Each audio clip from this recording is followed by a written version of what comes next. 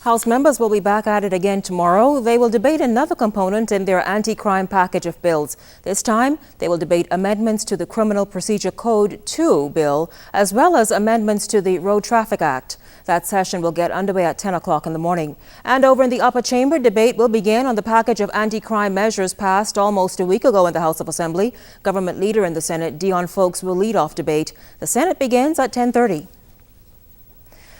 Well, there are no charges brought against the woman who allegedly dumped her newborn baby in a bucket. CDU Chief Superintendent Paul Roll says the mother of the infant found in a bucket off McQuay Street was recently released from hospital, and authorities plan to question her on the incident soon. It is reported that the woman in her 20s showed up at the hospital seeking medical attention, and because of her condition, police believe that she is the mother of that child. Now, the infant's partially decomposed body was apparently discovered by someone who went to visit the home.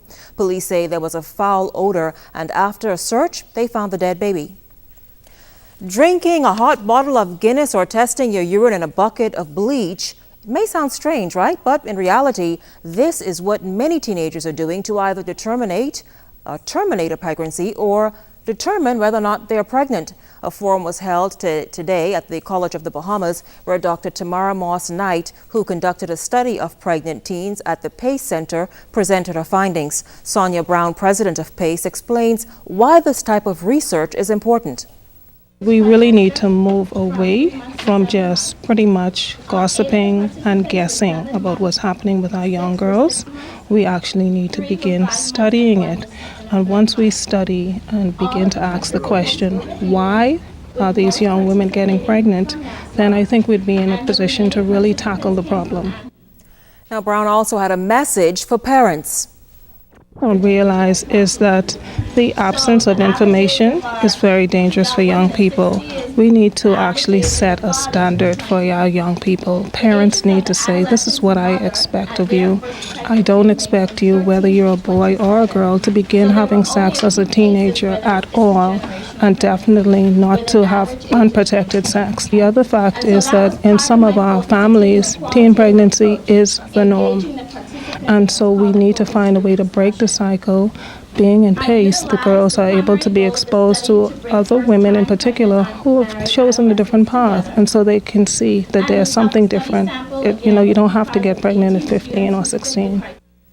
To cap off National Career Awareness Month, a National Careers Fair will officially open tomorrow. The fair will feature various private and public businesses, giving students a first-hand look at how their operations and informing them of what it takes to land the job. Chinea Noel tells us more. Whether it's making a job at BTC your career of choice or being a highly sought-after seamstress or tailor, the National Career Fair is providing all of the right tools for school students to begin to make their career dreams a reality. Ann Smith of the Special Services section of the Department of Education explains the goal of this annual fair. We're trying to address all learning styles. We're trying to interest all students. As you know, if students have a hope, they work better. If they're motivated, they work better.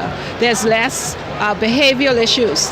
And so the Careers Fair is basically to give the students something to look forward to. Smith adds that it was equally important to show students at all school levels just what opportunities are available right here at home. We encourage you when you go away, if you want to stay a few years and gain experience.